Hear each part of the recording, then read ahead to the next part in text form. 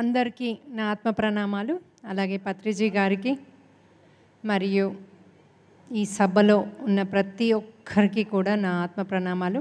అయితే ఈరోజు సార్ అన్నట్టుగా ఇవాళ ఏకాదశే కాదు, మనకి ఇప్పుడు ఇది గోదాదేవి పాసరాల టైము. ఎంతమందికి తెలిసింది ధనుర్మాసం అని? సో ఈ ధనుర్మాసంలో చాలామంది ఒక వ్రతం చేస్తారు. ఎందుకంటే ఆ గోదాదేవి లక్ష్మీదేవి అంశగా జన్మించి మనకి 30 పాసురాలలో జ్ఞానం ఇచ్చింది. ఒక్కొక్క పాసురంలో ఒక్కొక్క జ్ఞానాన్ని మనకి ఇచ్చింది.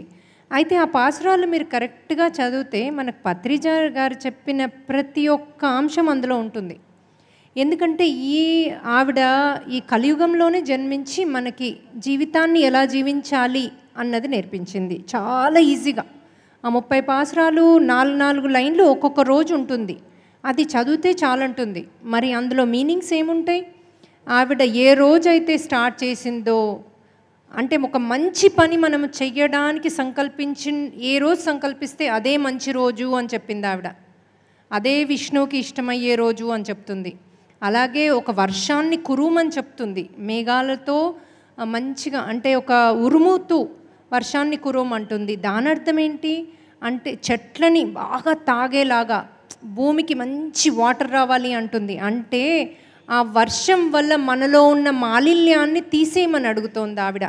మనలో ఉంటాయి కదా అర్షద్వర్గాలు, కామ క్రోధ మదమాశ్చర్యాలు, అవన్నీ రిలీజ్ చెయ్యమని ఆ ప్రకృతిని అడుగుతోంది. అలాగే మనం చెట్లని జంతువులకి కాపాడాలంటోంది ఆ ఒక్క మాటలో, ఆ ఒక్క పాసురంలో.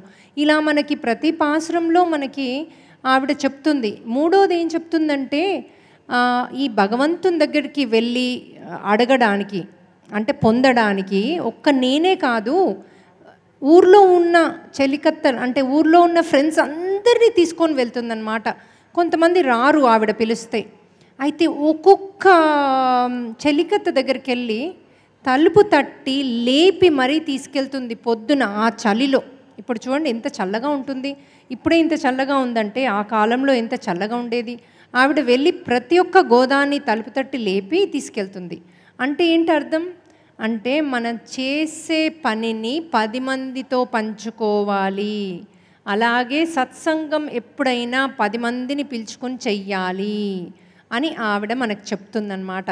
అలాగే ఒక్కొక్క పాశ్రంలో ఒక్కొక్కసారి ఒక్కొక్క లేపినప్పుడు అందులో ఒక్కొక్క జ్ఞానాన్ని ఇస్తుంది మనకి.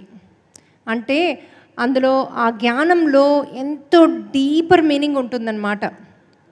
ఒక పక్షులు కిలకిలమంటాయి అంటుంది. అలాగే ఇలా ఒక్కొక్కసారి చెప్పినప్పుడు మనకు ఆ జ్ఞానాన్ని మనం తీసుకున్నప్పుడు మనకు అర్థమవుతుంది, ఓ మనం జీవితాన్ని ఇలా జీవించాలా అని. అందులో ఇంకొకటి ఏంటి అంటే, రోజు కూడా ఆవిడ మాల అల్లుతుంది. ఫాదర్ చెప్తాడు, నువ్వు మాల అల్లి రంగనాథునికి ఎయ్యు రోజు అని. అయితే ఆవిడ రోజు మాల అల్లుతూ ఉంటుంది. అల్లినాక ఆవిడ పొడుగు సరిగ్గా ఉందా, అది కరెక్ట్గా వచ్చిందా, రంగనాథుడు అందంగా ఉంటాడా అనడానికి తన మీద వేసుకొని చూస్తుంది. రోజు వేసి అద్దంలో చూసుకుంటుంది. అద్దం అప్పుడు లేదు కాబట్టి బావిలో చూసుకుంటుంది. ఎలా ఉంది ఈ మాల అంటే. మరి చాలామంది అంటారు, మనం అలా మాల వేసుకుని భగవంతుడికి వేస్తే అది తప్పు కదా, దాంట్లో దోషం వస్తుంది కదా అని. అయితే ఆవిడ యొక్క ఇప్పుడు పత్రిజీ అంటారు కదా, మీ భావనే అంటే మీరు ఎలా భావిస్తే అదే సృష్టి అంటారు కదా, అదే కర్మ. సో ఆవిడ ఎలా చూస్తోంది? తనలో రంగనాథుని చూసుకుంటుంది. రంగనాథునికి ఇది వేస్తే ఎలా ఉంది అని చూస్తుంది, కానీ నేను అందంగా ఉన్నానా అని చూసుకోవట్లేదు తను. సో అప్పుడు ఆ యొక్క అది అపవిత్రం అవ్వదు కదా. సో ఆవిడ అలా రోజు చూస్తూ వేస్తుంది. అయితే ఒకరోజు తండ్రి చూస్తాడు. అది చూసి, అదేంటి ఈ తండ్రికి ఆ మాలలో వెంట్రుక వస్తుంది, ఇదేంటి మాలలో వెంట్రుక వచ్చింది అనేసి మర్నాడు చూస్తాడు కూతురు ఏం చేస్తుందని. వేసుకొని ఉండడం చూస్తాడు. అది అప్పుడు వెళ్ళి, ఇది చాలా తప్పమ్మా, అలా వేసుకోకూడదు భగవంతునికి వేసే ముందు అని ఆ మాలని అలో చేయదన్నమాట. అలో వద్దు అనేసి నెక్స్ట్ డే ఆ రోజు వేరే మాలను తెప్పించేస్తాడు. అప్పుడు ఆ మాల మాడిపోతుంది రంగనాథుని మీద. ఎందుకు మాడుతుంది? ఎందుకంటే అది బయట నుంచి తెప్పించింది కదా, ఆ గోదాదేవి వేసుకుంది కాదు కదా. అతనికి అర్థం కాదు ఎందుకు ఇది, అది పరిమళం కూడా అదొకలాంటి దుర్గవాసన వస్తుంది. అదే గోదాదేవి ఇచ్చిన మాల మంచి అద్భుతమైన వాసన ఉంటుంది. అయితే మర్నాడు అడుగుతాడు, ఎందుకు ఇది అని. ఆ రోజు రాత్రి పడుకునేటప్పుడు ఆ క్వశ్చన్తో పడుకుంటాడు, ఎందుకు ఈ మాల వాడిపోయింది అని. అప్పుడు రంగనాథుడు అతనికి కల్లో కనిపించి చెప్తాడు, అది వేసింది గోదాదేవి ఎంతో ప్యూరిటీతో భక్తితో చేసి ఇష్టంగా వేసిన మాల అది. నాకు ఆ మాలే కావాలి, రోజు నువ్వు బయట నుంచి తెప్పి చెయ్యొద్దు అంటాడు. అంటే చూడండి, ఇక్కడ మనకి అర్థము, మనకి లోపల నుంచి భక్తి అందరికీ, అంటే మన మన యొక్క భావనే సృష్టి అన్నది మళ్ళీ ఒకసారి ఇక్కడ. ఇంకోటి కళలు చూడండి, కళల్లో మనకి నిజం కనబడుతుంది.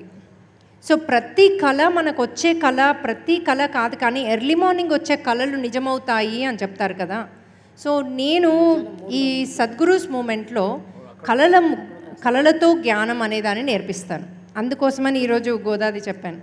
సో మీరు ఏ స్క్రిప్ట్ తీసుకెళ్ళి ఏ స్టోరీ అయినా వినండి, అందులో ఒక కళ ద్వారా తెలుసుకున్నారంటారు.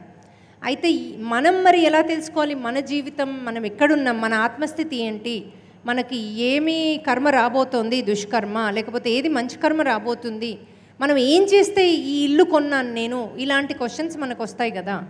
సో వీటికి మనము డ్రీమ్లో క్వశ్చన్ అడిగి మనం పడుకుంటే దానికి ఆన్సర్ చూపిస్తారు. సో మీకు ఎర్లీ మార్నింగ్ వచ్చే కళలలో భావన ఉంటుంది, అలాగే దానిలో మీనింగ్ ఉంటుంది. ఇవాళ నుంచి మీరు విష్ణు చిత్తుల్లాగా క్వశ్చన్ అడిగి పడుకోండి.